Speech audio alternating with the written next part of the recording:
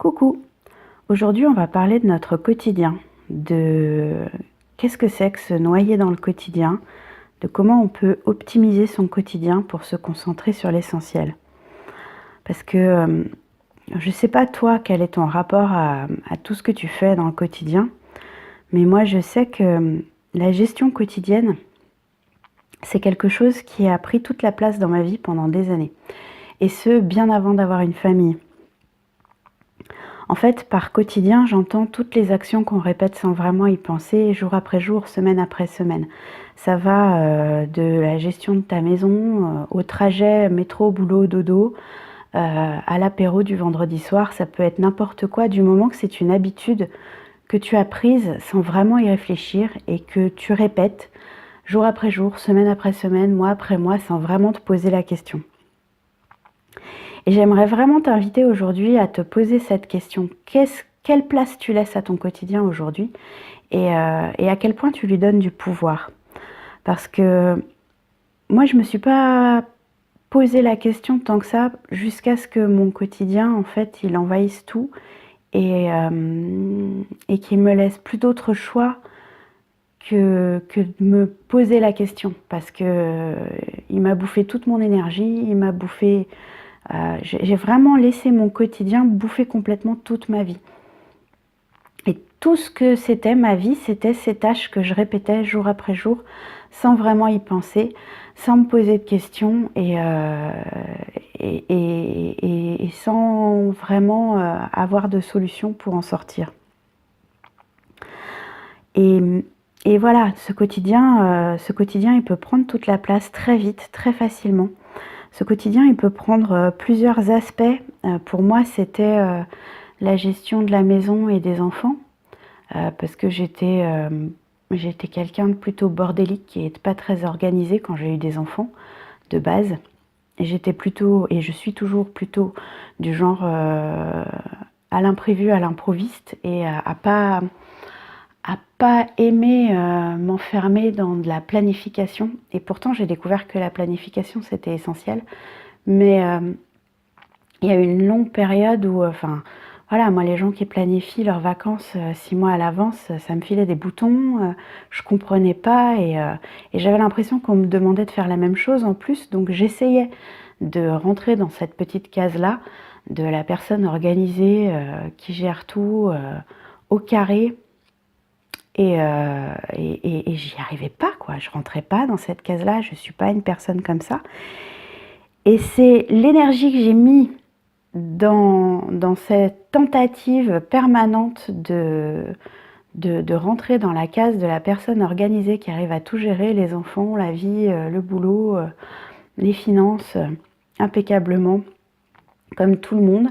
Je pense qu'il a largement contribué au fait que j'ai vidé toute l'énergie que j'avais dans ces tentatives-là qui étaient perdues d'avance.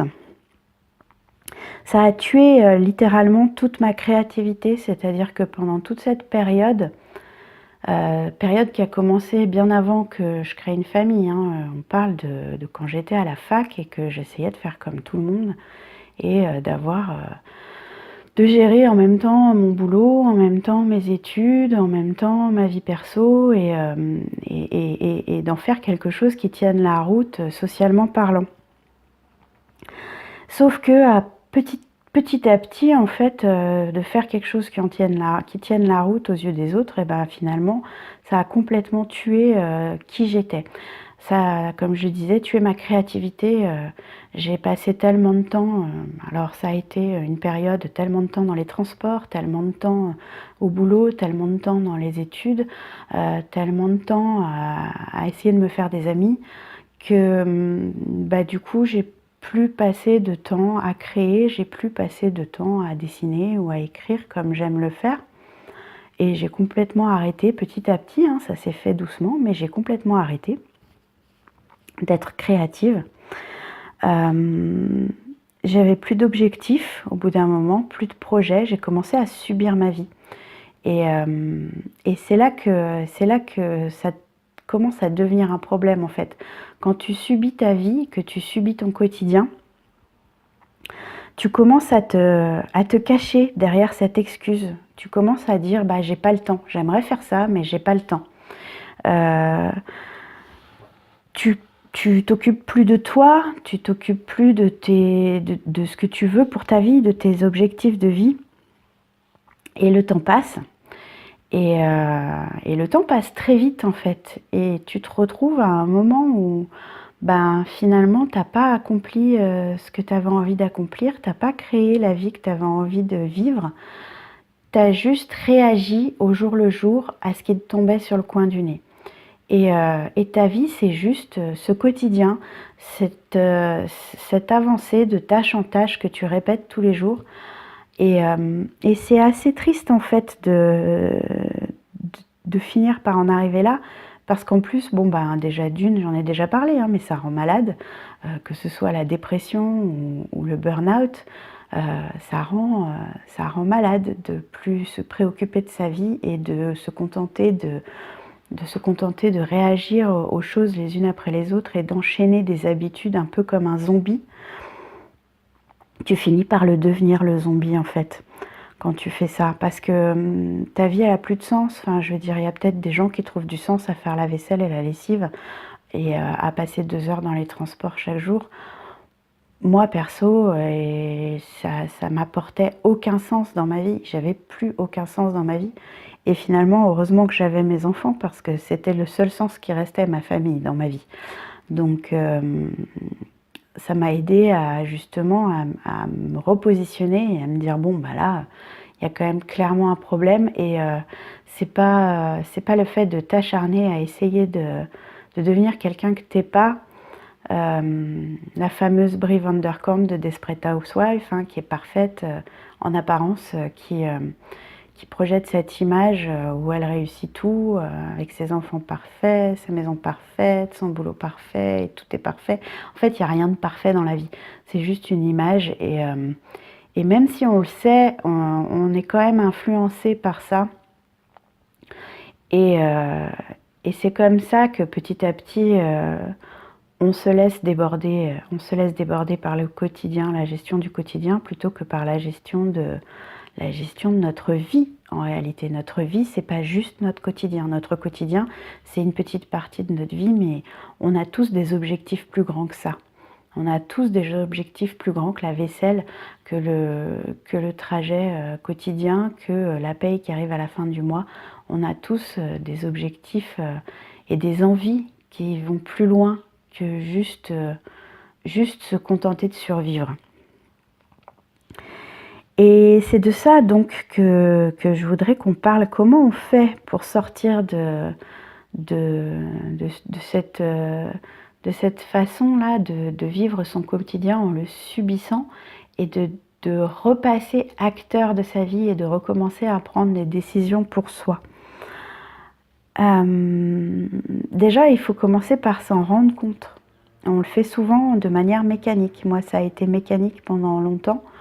Heureusement, pas si longtemps que ça. J'ai eu plusieurs périodes, hein, mais et du coup, je me rendais compte assez vite de quand ça partait en cacahuète, mais ça m'a pas empêché de replonger dedans plusieurs fois et même encore parfois maintenant, je me laisse emporter. Et heureusement, maintenant, j'ai le signal d'alarme interne qui me dit ouh là là, attention là, te lance pas trop là-dedans parce que tu es vraiment sur la mauvaise pente.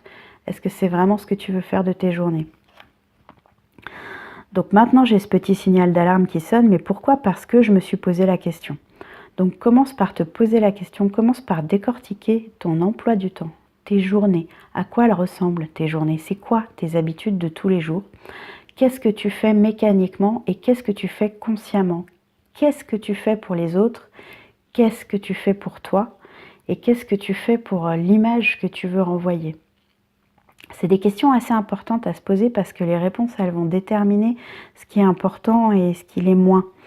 Parce que c'est important hein, d'organiser son quotidien, de gérer son quotidien, de se sentir bien dans son quotidien, mais il ne faut pas qu'il prenne toute la place. Il faut que ce soit une partie de ce que tu es, pas tout ce que tu es. Pour ça, il y a un exercice qui est assez intéressant, qui qui est basée sur une histoire qui circule beaucoup depuis très longtemps maintenant. C'est l'histoire des gros cailloux. Je crois que c'était un professeur de gestion du temps. Il me semble que c'est ça. Que c'était un professeur de gestion du temps qui avait posé la question à ses élèves. Il était arrivé avec un bocal et dans ce bocal, il a commencé à mettre des gros cailloux. Il a rempli le bocal avec des gros cailloux. Il a demandé à ses étudiants si le bocal était plein. Les étudiants ont répondu oui, il est plein. Il y a plein de gros cailloux dedans, il est plein. Là-dessus, il a pris du gravier et il a ajouté du gravier dans le bocal. Et il a demandé à ses étudiants si cette fois le bocal était plein. Donc oui, là il est plein. Là-dessus, il a ajouté du sable, puis il a ajouté de l'eau. Et donc la conclusion de cette histoire, c'était que on peut toujours en rajouter dans son bocal si on prend le bocal comme métaphore de ton temps et du temps que tu as dans ta journée. Mais si tu n'as pas mis les gros cailloux en premier, par contre, tu ne pourras pas les mettre à la fin, une fois que tu as mis le gravier, le sable, l'eau. Il faut commencer par mettre les gros cailloux. Parce que tu peux toujours en rajouter, tu peux toujours rajouter avec des petites choses, mais l'important, c'est les gros cailloux et il faut les mettre en premier. Et les gros cailloux, ils représentent les choses importantes de ta vie. Donc, l'exercice en question, c'est de te poser cette question-là. C'est quoi les gros cailloux de ta vie? Qu'est-ce qui est important pour toi dans ta vie? C'est quoi qui est le plus important, qui est primordial pour toi et que tu veux pas laisser passer, que tu veux pas passer à côté. Tu veux pas d'abord remplir avec du gravier et du sable et de l'eau, qui sont les plus petites choses et les choses moins importantes. Les gros cailloux, c'est ce qui est le plus important et qu'il faut commencer par mettre dans ton bocal. Donc, identifie ces gros cailloux et mets-les dans ton bocal. Ton bocal, c'est ton planning. Donc, commence à planifier ton temps. Comme je te l'ai dit, ça a longtemps été très difficile pour moi de planifier, puis ça l'est encore parfois, parce que je fonctionne par cycle et j'ai des moments où j'ai besoin de lâcher toute organisation et donc je lâche aussi la planification. Mais il ne faut pas que ça dure trop longtemps parce que ça part très vite en cacahuète et je me rends bien compte que quand je planifie, que quand j'organise, quand je mets une intention dans ce que je veux faire, comme on en a déjà parlé, tout de suite j'accomplis beaucoup plus de choses et en tout cas beaucoup plus de choses qui sont importantes pour moi. Donc tu identifies tes gros cailloux et tu les mets dans ton agenda. Si ton gros caillou c'est d'écrire un bouquin, tu planifies un temps dans ta journée où tu vas écrire. Si ton gros caillou c'est passer du temps avec ta famille, tu vas mettre dans ton agenda un temps régulier où tu vas aller passer du temps avec ta famille. Tu commences par là, tu en fais ta priorité et tu ne l'annules pas. Voilà, c'est planifié, c'est organisé, tu le fais et tu ne l'annules pas pour une autre raison. C'est un temps qui est aussi important que ton rendez-vous avec ton banquier ou que la deadline à ton boulot ou je ne sais quoi. Enfin, si c'est un gros caillou, c'est important. Si ton gros caillou, c'est de te sentir en meilleure santé et de commencer à faire du sport, tu le mets dans ton agenda et tu y vas. Tu choisis le temps que tu veux ou que tu peux y passer. Ça peut être simplement une demi-heure par jour, mais en une demi-heure par jour, t'en accomplis quand même des choses, l'air de rien. Au bout d'un mois, ça commence à faire un sacré bout de temps. Et c'est une question d'habitude à prendre en fait. Et ça fait partie de tout ce mouvement de se faire passer en premier, poser ces gros cailloux et les faire passer en premier dans ton emploi du temps et dans ta gestion quotidienne. C'est la première chose à faire en fait. Tes gros cailloux, c'est ce qui est le plus important pour toi. Donc ça doit avoir une place dans ton emploi du temps. Et si tu veux leur donner une place, il faut que tu crées un emploi du temps. Il faut que tu planifies ton temps. Il faut que tu regardes combien de temps tu passes chez toi, combien de temps tu passes à travailler, combien de temps tu passes avec tes amis, combien de temps tu passes avec ta famille. Et que dans tout ce planning, tu ouvres des moments pour tes gros cailloux. Donc, planifier, c'est aussi commencer à aller vers l'organisation de son quotidien. Pour optimiser son quotidien, il faut s'organiser. Ça, il n'y a pas de miracle, il n'y a pas de recette magique. Les choses que tu dois faire absolument, tous les jours ou toutes les semaines, etc., pour qu'elles te prennent le moins de temps possible, il faut s'organiser. Donc ça peut passer par tout un tas de méthodes différentes. Tu peux aller regarder sur internet des méthodes de gestion de l'organisation, il y en a pour tout et n'importe quoi. Moi je suis tombée dans l'organisation avec la méthode Fly Lady quand j'étais femme au foyer pour apprendre à m'organiser chez moi et à organiser ma maison. Et de là j'ai découvert différentes méthodes comme la méthode Getting Things Done ou tout un tas d'autres méthodes que tu peux tester, que tu peux découvrir et surtout en faire les tiennes, te les approprier et t'approprier ce qui fonctionne pour toi et en faire ta propre méthode. Moi j'utilise pour ça un bullet journal. Un bullet journal, si tu sais pas ce que c'est un carnet que tu vas utiliser à la fois comme un agenda, à la fois comme un endroit où tu poses tes listes, tes notes, où tu tiens le compte de tout ce qui est important pour toi dans ta vie. Moi, c'est quelque chose que tu peux personnaliser à l'extrême et c'est ça qui me plaît dans ce concept que j'utilise vraiment depuis très très longtemps. Et de plein de manières différentes, je l'ai vraiment testé de plein de façons différentes et jusqu'à me l'approprier complètement. Et même encore maintenant, je fais des tests, je découvre des trucs et j'organise tout à partir de là. Je pose mes tâches, je pose mes rendez-vous, je planifie mes gros cailloux et je pose tout ça dans mon bullet journal de manière à avoir un endroit où je peux me repérer et qui soit aussi un moment, je le fais soit le matin, soit le soir, où je me pose avec mon carnet et je regarde ce que j'ai à faire, je regarde ce que j'ai pas encore fait, ce que j'ai réussi à faire et ce qui me reste à faire et j'essaye d'organiser mon temps en fonction de tout ça. C'est une manière de faire, il y en a d'autres. C'est à toi de tester un petit peu tout ce qui se fait et tout ce qui peut te correspondre et jusqu'à en inventer ta propre manière de t'organiser. Il y a plein de gens aussi qui vont pouvoir t'expliquer très bien comment organiser ta vie. Je te mettrai un peu des liens dans la description pour que tu puisses retrouver quelques-unes de ces personnes. Après, tu verras, il y en a vraiment pour tous les goûts et pour toutes les personnalités. L'important, c'est de s'organiser, de vraiment définir tout ce que tu as à faire d'obligatoire, de comment le faire de la manière la plus rapide et efficace possible pour te dégager du temps pour les choses qui sont vraiment importantes. Parce que oui, c'est important d'aller à la poste pour je sais pas quoi, enfin, t'es pas obligé d'y passer 3 heures non plus, quoi.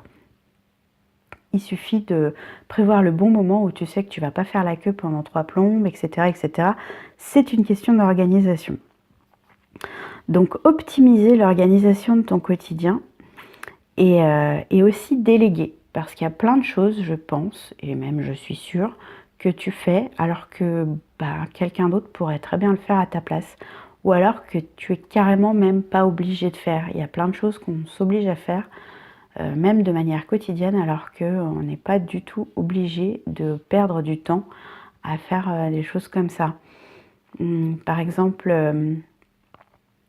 lire des centaines de mails que tu reçois dans ta boîte, des mails de promotion, de machin, de trucs, juste même passer le temps que tu passes à les supprimer, si tu le fais, parce que si tu le fais pas, c'est encore pire, tu accumules des trucs dans ta boîte, tu t'y retrouves plus dans tes messages. Il y a des applications qui te permettent de te désinscrire de toutes les newsletters auxquelles tu es inscrit automatiquement, qui t'envoient des mails qui te polluent et qui te prennent du temps. En 3 clics, tu vides ta boîte, tu l'organises et voilà, c'est fait. Pareil, je te mettrai les liens de celles que je connais et que j'utilise. Mais c'est un exemple parmi d'autres. de choses que tu fais parce que tu penses que tu es obligé de le faire, alors qu'en fait, il y a soit d'autres solutions, soit de meilleures manières de faire, et c'est à toi de te poser et d'explorer un petit peu pour limiter le temps, si ce n'est supprimer la tâche qui te prend du temps alors que ça t'intéresse pas ou que c'est pas utile. Voilà, donc voilà, c'était le premier petit podcast pour parler un peu organisation et planification et gestion quotidienne, parce que c'est un sujet qui me tient à cœur. Je pense que je t'en reparlerai encore sous d'autres formes. Vraiment, moi je te dis, hein, je suis pas une maniaque de l'organisation, je suis pas super carrée. Mon organisation, elle lâche régulièrement et je la reprends et je la change et j'expérimente et je transforme. Mais depuis que je fais ça, je passe tellement moins de temps sur des tâches inutiles et tellement plus de temps sur ce qui me tient vraiment à cœur dans ma vie. Et ça me permet de tellement avancer, progresser, apprendre. Ça m'apporte tellement. Je pense que si tu le fais pas, bah, ça vaut le coup de t'en parler et de t'inviter à le faire, parce que c'est vraiment un truc qui change la vie. C'est vraiment un de ces trucs que je pense on devrait apprendre à l'école. Apprendre à s'organiser, apprendre à planifier, apprendre à détecter ce qui est important pour nous. Ça nous aiderait beaucoup d'apprendre ça à l'école. En tout cas, de l'apprendre dès notre plus jeune âge, de manière à avoir le temps d'explorer et de se créer sa propre organisation. Dans nos vies, ça permet quand même de faire tellement de choses, de créer tellement plus de choses, plutôt que d'être cette espèce de petit hamster qui pédale dans sa roue, qui passe 2 heures dans les transports le matin, 2 heures dans les transports le soir sans rien en faire. Tiens, on n'en a pas parlé ça, mais voilà. Passer du temps dans les transports, c'est du temps qui peut être optimisé, ça aussi. C'est du temps que tu peux passer à lire, à écouter des podcasts, à écrire, à faire beaucoup de choses, en fait. Finalement, c'est un temps que tu peux utiliser pour faire autre chose. Et c'est de ça qu'il s'agit, en fait, de pouvoir vraiment voir à quoi tu passes ton temps, qu'est-ce qui est vraiment important dans ce à quoi que tu passes ton temps, qu'est-ce que tu peux supprimer et qu'est-ce que tu peux optimiser.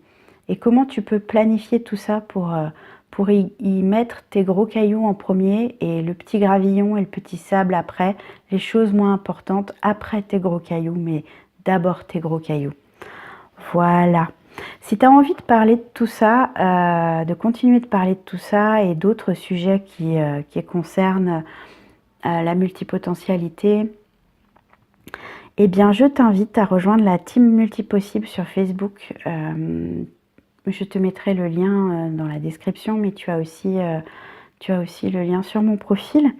On parle régulièrement de tous ces sujets, on parle régulièrement d'organisation, de gros cailloux, de mener ses projets jusqu'au bout et de plein d'autres choses. Donc si tu as envie de continuer cette conversation et de discuter avec d'autres gens qui sont comme toi, rejoins la team, on sera ravis de t'accueillir. Et si tu as un ami que tu penses qui sera intéressé par ce contenu, que tu penses que tu peux aider en lui envoyant ce podcast, eh ben envoie-lui ce podcast, parce que c'est pour ça que je le fais, dans l'espoir que ça puisse aider d'autres personnes à pas passer par les misères par lesquelles je suis passée, et s'ils y sont déjà, à trouver une petite porte qui leur permette de s'en sortir. Donc si tu as au moins un ami que tu penses que ça peut aider, eh bien partage-lui ce podcast. Ça me fera très plaisir, et je te souhaite une bonne organisation, je te souhaite une bonne chasse aux gros cailloux, et je te dis à plus tard. Gros bisous.